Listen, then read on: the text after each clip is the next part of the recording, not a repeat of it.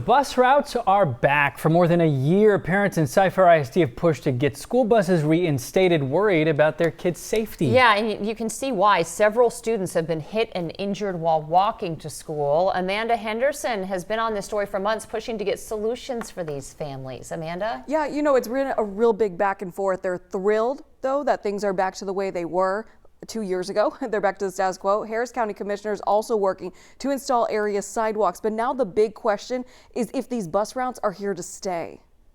Catherine Robinson is ready for the return of her daughter's school bus route. That was the official call. We were with the Cy-Fair ISD parent earlier this year when she got the official announcement. The route is one of 79 that had been cut last summer, impacting more than 30,000 students ahead of the 2024-2025 school year. The district citing financial reasons. I know this was a big point of contention for families. When you're dealing with really busy roads and no safe walking path, that's a huge problem. The change left middle and high school students within 2 miles of campus, as well as elementary school students within 1 mile of campus, looking for options. District families quickly banded together to express their concerns, including Jared Hostetler. Hostetler led a campaign to reinstate all school bus routes, citing student safety concerns. So right away I was very, very concerned, and I started talking to other parents in the neighborhood and realized that they were concerned also.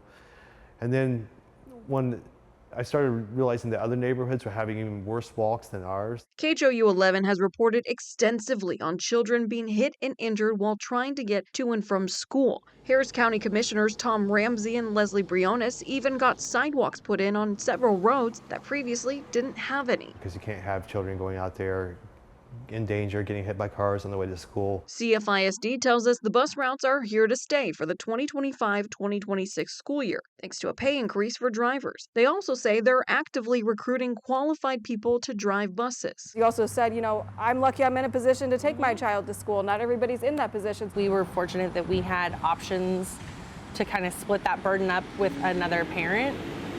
But not everybody had someone. Which is why Robinson is thankful that at the moment her children have a safe and reliable way to and from their school. It's really a safety issue, and unfortunately it took a lot of children being very seriously injured for them to say, oh, this was a bad idea.